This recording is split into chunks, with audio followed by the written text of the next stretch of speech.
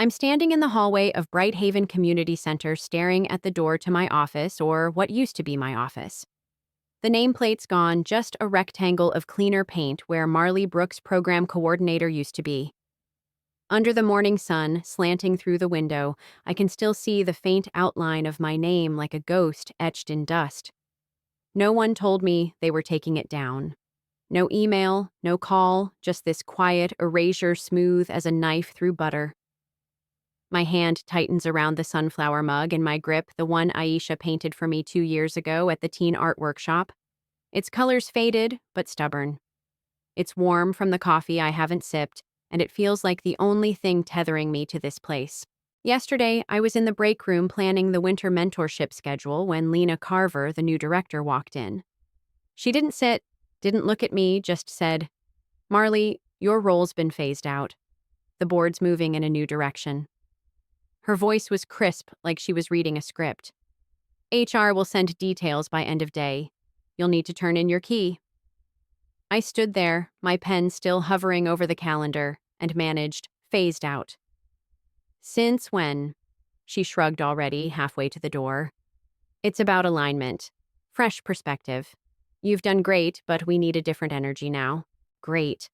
7 years of building this center from a leaky basement to a lifeline for kids like Aisha and Theo, and I'm great, but not enough. I didn't hand over the key. It's still in my pocket, small, and scratched the one we used to unlock the front door on opening day. I can't let it go, not yet.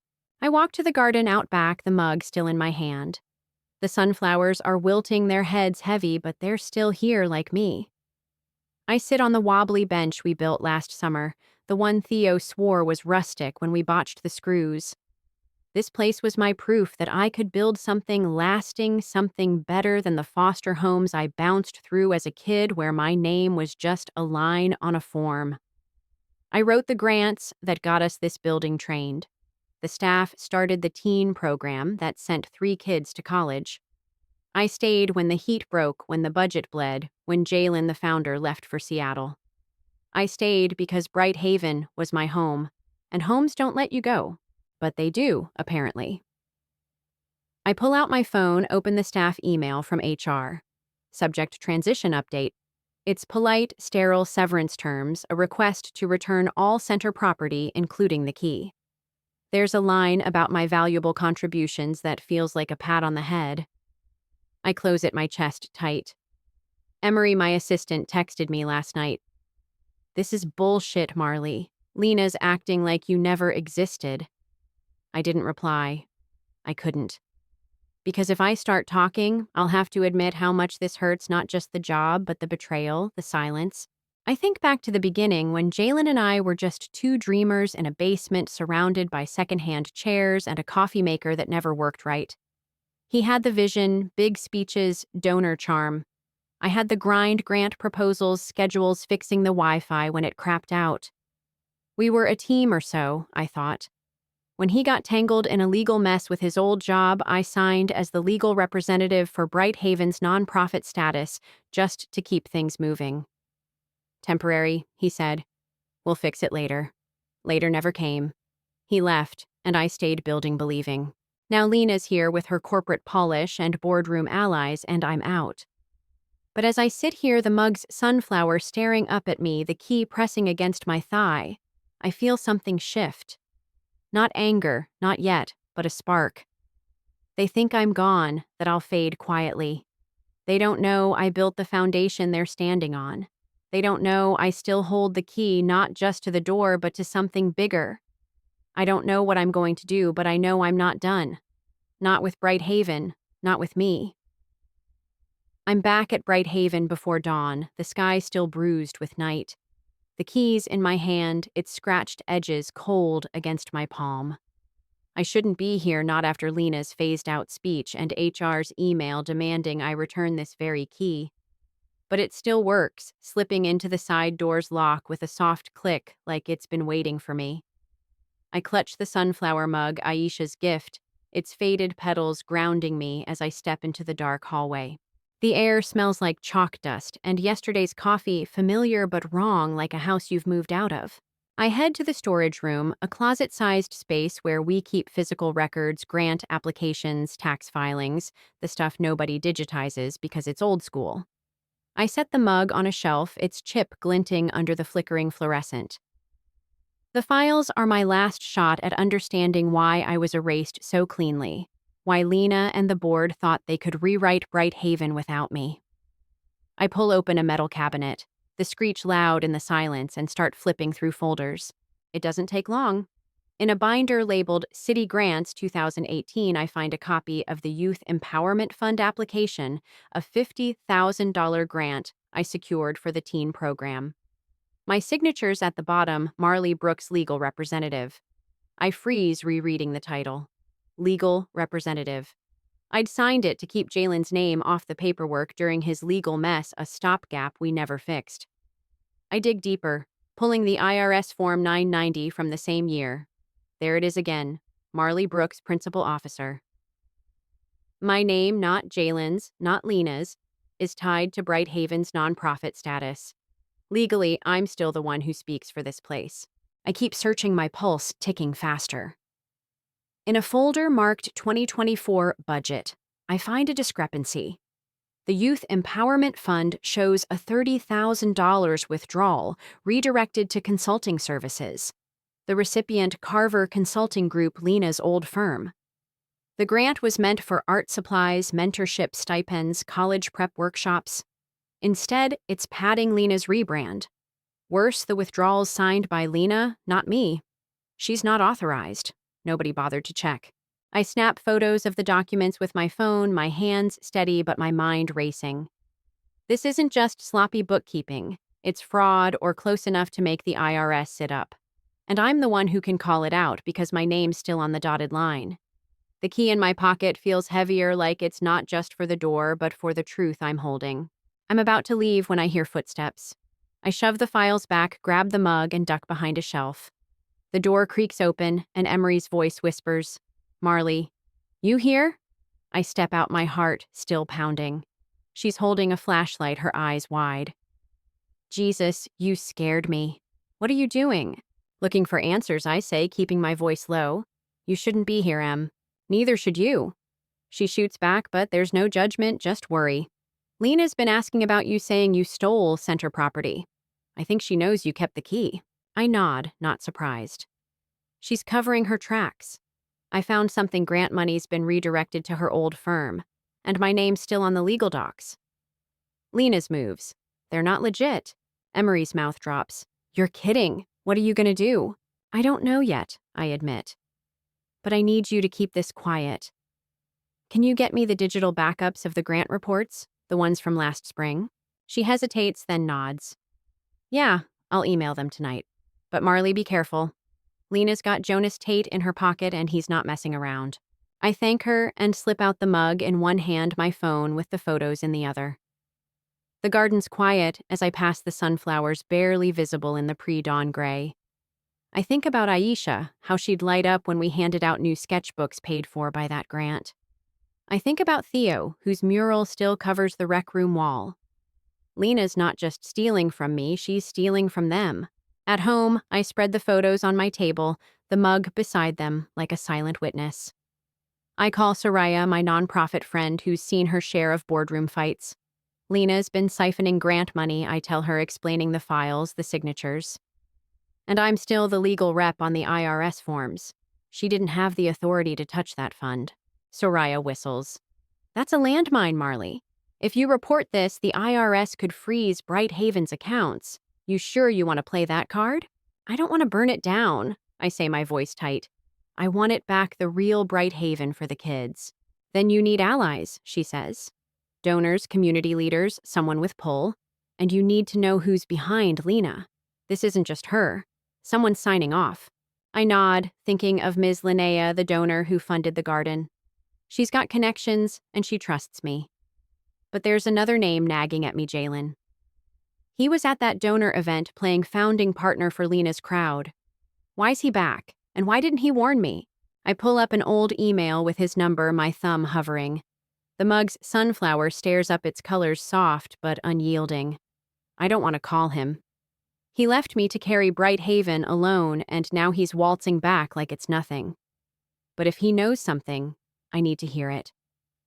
I hit call the key in my pocket, a quiet reminder I built the locks. I can open them. I'm at my kitchen table, the sunflower mug in front of me, its chipped rim catching the glow of my laptop screen. The keys in my pocket, a constant weight, like it's urging me to keep moving. The photos of the grant documents and IRS forms are open on my desktop, undeniable proof that Lena's been siphoning funds she had no right to touch. But proof isn't enough, not yet. I need to know how deep this goes, and I need allies who can make the board listen. My call with Jalen yesterday left me unsettled. He swore he was just a guest speaker at Lena's donor event, but his voice cracked when I pressed him about why he didn't warn me. I didn't know you were out, he said, but it felt like half a truth. I'm not sure what he's hiding, but I'm done waiting for him to come clean. My phone pings with an email, no subject, from an anonymous sender. I hesitate, then open it. There's a single attachment, a scanned contract between Bright Haven and Carver Consulting Group dated 4 months ago. It's for $60,000 in strategic services with a clause guaranteeing a leadership role for Talia Reed, Lena's protege. The signatures are Lena's and Jonas Tate's, the board's real estate hotshot. My breath catches. This isn't just redirected grants. It's a deliberate plan to hand Bright Haven to Lena's inner circle with me as collateral damage. The email has no message, no hint of who sent it, but my gut says Jalen. He's the only one with access to old files and a reason to feel guilty. I forward the contract to Soraya, my nonprofit friend, with a quick note. Found this. Thoughts. She calls me within minutes. Marlie, this is dynamite, she says, her voice sharp. If you take this to the donors, Lena's done. But you need to be strategic. Who sent it? I think it's Jalen, I say, turning the key in my hand. He was at the donor event, heard something. Said he wasn't involved, but he's acting cagey. Then confront him, she says. If he's your whistleblower, you need him on your side. If he's not, you need to know what he's playing at. I nod, even though she can't see me. I'm meeting Ms. Linnea tomorrow. She's got donor poll, Vance, Patel, maybe others. If I show them this, they'll have to act. Good, Soraya says. But Marlie, don't just show up with papers. Tell them why it matters, the kids, the community, you. Make it personal. And check your legal standing. If you're still the IRS rep, you've got more power than you think. She's right. I pull up the IRS Form 990 again. My name Stark on the principal officer line. But there's something else, a detail I missed before. When we set up the Youth Empowerment Fund, I didn't just sign as legal representative. I'm listed as the fund's sole fiduciary with the city's grant office. It was a formality meant to protect Jalen from his old legal mess. We never amended it. That means every dollar Lena moved, every contract she signed using that fund is invalid without my signature. She didn't just break rules, she broke the law. The realization hits like a cold wave. I'm not just a fired employee. I'm the gatekeeper they forgot to lock out. I call Jalen again. My voice steadier this time. He picks up on the second ring. Marlie, he says, cautious, like he's been expecting this. What's up? You sent the contract, I say, no question, just fact. Why? A long pause. Yeah, it was me, he admits, his voice low. I found it in an old drive from when I was still copied on board emails. Lena and Jonas thought I was out of the loop. They were wrong. Why didn't you tell me? I ask, the mug sunflower staring up like it's waiting for his answer. He sighs, heavy. I messed up, Marlie. When I left, I thought you had it handled. You were the one who stayed, who built it. I didn't want to come back and stir things up.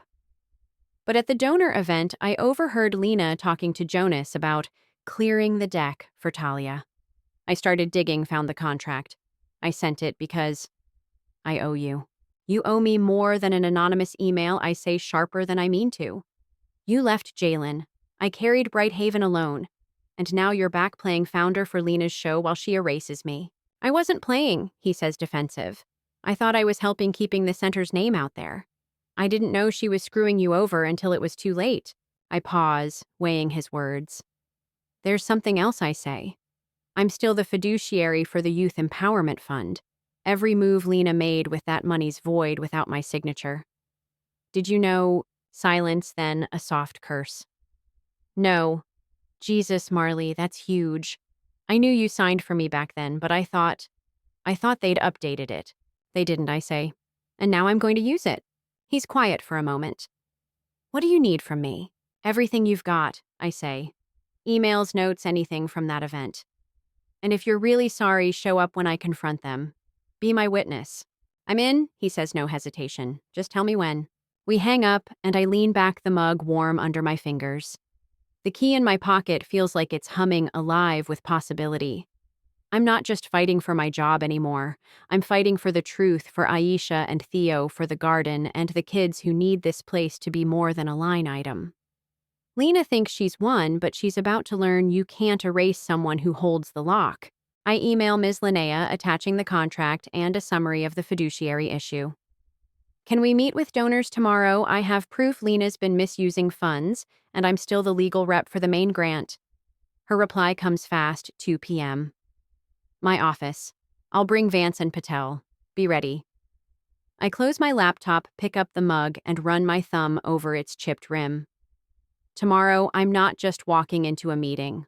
I'm walking into a fight, one I'm finally ready to win. I'm standing outside the Bright Haven conference room, the sunflower mug in my bag, its weight steadying me like an anchor. The keys in my pocket, its ridges sharp against my fingers, a reminder of what I hold. It's 2:45 p.m., 15 minutes before Lena's big rebranding announcement to donors, local press, and a handful of city council aides. I wasn't invited, but I'm here anyway with Jalen at my side, his jaw tight, and Soraya next to him, her laptop bag slung over her shoulder like a weapon. Ms. Linnea texted me an hour ago. They're setting up now. Come at 3. I've got Vance and Patel in the room. My folders under my arm. Grant records the Carver Consulting Contract IRS forms and the city's fiduciary designation, all printed, tabbed, and ready. The hallways buzzing, volunteers setting up chairs, a local reporter fiddling with a camera. I catch Emery's eye near the door. She gives me a quick nod, her face pale but resolute. She slipped me the event agenda last night, confirming Lena's plan to unveil Talia as the new program director. I take a breath, the mug's presence in my bag, a quiet pulse. This isn't about revenge. It's about truth, surgical and undeniable. At 3 hours sharp, I push open the door. The room goes quiet, heads turning. Lena's at the front, mid-sentence, a sleek PowerPoint glowing behind her Bright Haven 2.0 innovation for impact. She freezes, her smile faltering. Jonas Tate next to her shifts in his seat, his eyes narrowing. Ms. Linnea, Mr. Vance, and Mrs. Patel are in the front row, their faces expectant. The reporter's camera clicks, catching the moment. Marlie, Lena says, her voice smooth but brittle. This is a private event. I'm sure we can schedule a follow-up. No need, I say, my tone calm, cold, like I'm reading a balance sheet. I'm here now. I step to the center, Jalen and Soraya flanking me. I have something the donors and board need to hear before you move forward. Jonas stands. This is out of order. You're no longer staff. Actually, I cut in, opening my folder. I'm still the legal representative for Bright Haven's nonprofit status and the fiduciary for the Youth Empowerment Fund per city and IRS records. I slide the IRS Form 990 across the table, my name clear on the principal officer line. No one amended it. That makes me very much in order. A murmur ripples through the room. Lena's eyes dart to Jonas, but he's staring at the form like it's a live wire. I keep going, pulling out the grant records. The Youth Empowerment Fund, $50,000 for teen programs, was redirected without my approval to Carver Consulting Group, Lena's former firm for strategic services. I hold up the contract, the $60,000 figure bolded. This contract, signed by Lena and Jonas, guarantees a leadership role for Talia Reed, who's being presented today as my replacement. It's dated 4 months ago, before I was phased out. Ms. Linnea leans forward, her green scarf catching the light. You're saying the grant was misused? Not just misused, I say, my voice steady. Unauthorized. As fiduciary, I'm the only one who can approve fund disbursements. Lena's signatures are void. I pull out the final document, a bank statement from the fund's account showing every withdrawal Lena authorized. These transactions violate Brighthaven's charter and city grant rules. They're not just invalid, they're actionable. The reporter's scribbling, now the camera clicking faster. Mrs. Patel's voice cuts through. Lena, is this true? Lena opens her mouth, but I don't give her room. There's more, I say, sliding the bank statement forward. Brighthaven's operating account requires my signature for any withdrawal over $10,000. It's in the original charter setup when I signed as legal rep. Every major expense Lena's made, consulting fees, rebranding costs, even today's event, lacks my approval. Legally, those transactions can be reversed, and the city could freeze the account pending an audit. The room's silent, the kind of silence that hums with consequences. Jonas's face is gray. Lena tries to recover her voice high. This is a misunderstanding. Marlie's role was administrative, not administrative. I say, my eyes locked on hers. I wrote the grants that built this place. I mentored your staff, built the garden, kept the lights on when we had nothing. You didn't phase me out because I was redundant. You did it because I'm the one person who can stop you. Jalen steps forward, his voice low but clear. She's right. I was at the donor event. I heard Lena and Jonas planning to streamline leadership by replacing Marlie with Talia. I found the contract in old files and sent it to her. I should have spoken up sooner. His eyes meet mine, heavy with guilt. I'm speaking now. Ms. Linnea stands. I move to suspend Lena's authority and initiate an immediate audit of all financial transactions. Marlie should be reinstated until this is resolved. Mr. Vance grunts. Seconded. Mrs. Patel nods, her expression steel. Lena's still talking words, tumbling about context and vision, but no one's listening. The reporter's already typing, the council aides whispering. Jonas sits head in his hands. I close my folder, the mug's weight in my bag, a quiet anchor. I didn't raise my voice. I didn't need to. The truth was louder. As we leave, Soraya grips my arm, her grin fierce. You flipped the board, Marlie. They didn't see you coming. I nod, but my chest's tight. I won this round, but it's not over. The kids, the garden, the center, they're still at stake. And I'm still holding the key not just to the door, but to what comes next. I'm standing in the garden behind Brighthaven, the sunflower mug in my hand, its chipped rim warm from the coffee I've been sipping. The key's in my pocket, lighter now, like it's finally found its purpose. The sunflowers are lifting their heads, catching the late June light, and the air smells like fresh soil and possibility. It's been 10 days since the rebranding event where I turned Lena's stage into my stand. The fallout was swift. Lena's on indefinite leave, Jonas resigned, and the board's scrambling under a city-ordered audit. They offered me the director's chair, a permanent return to Brighthaven. I said no.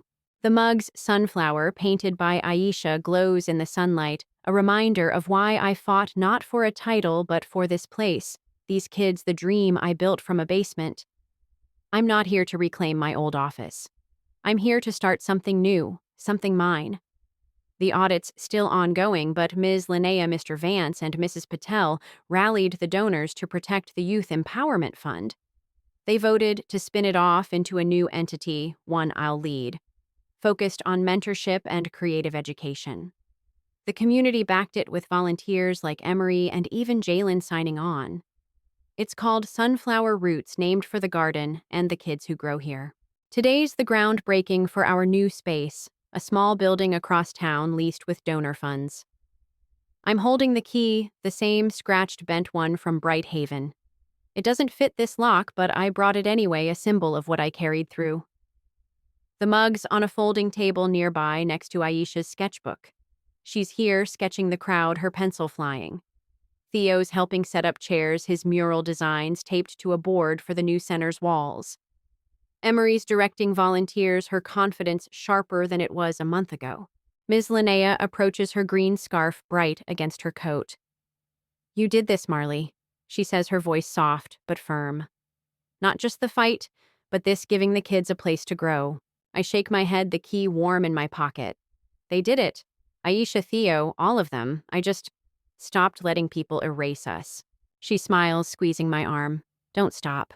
Jalen's here too, hanging back his hands in his pockets. We've talked since the event, long calls about the basement days, his guilt, my anger. He's not a partner anymore, but he's a supporter, donating time to Sunflower Roots. You were always the heart of it, he told me last night. I just didn't see it. I didn't forgive him, not fully, but I thanked him for the contract for showing up. It's enough for now. Soraya's across the lot talking to a reporter from the local paper. She's been my rock, mapping out Sunflower Roots charter, connecting me with a national nonprofit network that's already offering grants. You're not just local anymore, she said yesterday. They're watching you, Marlie. You could run something bigger. I'm not ready to think that far, but the idea doesn't scare me like it used to. The ceremony starts, and I step to the mic. The crowd, small but fierce, kids, parents, donors, volunteers. I don't have a speech prepared, just truth. Bright Haven was my home. I say, my voice steady. But homes change, and so do we. Sunflower Roots is for the kids who need a place to dream, to create, to be seen. It's not about me. It's about them. I nod to Aisha, who grins, holding up her sketchbook. The crowd claps, not loud, but real, after Aisha runs over her braid bouncing. Miss Marlie, I drew the new center. Look, it's the building, sunflowers everywhere, and in the corner, a figure holding a mug. That's you, she says, shy. I hug her, my throat tight. You're gonna run this place one day, I tell her. The event wraps, and I'm alone in the garden, the mug back in my hand. I walk to the new center's door, the key in my pocket, a quiet companion. It doesn't open, this lock. There's a new key for that, shiny and waiting, but I pull the old one out, turn it over, and smile. It got me here through locked doors and silent betrayals to a place I built on my terms. I head inside, where Aisha's left her sketchbook on my desk, the mug beside it. The sunflowers still there, chipped but whole like me. I'm not the girl who signed papers to save someone else's dream anymore. I'm Marlie Brooks, architect of Sunflower Roots, and I don't need anyone's permission to lead. The keys in my pocket, the mugs on the desk, and the future's mine to shape one bloom at a time.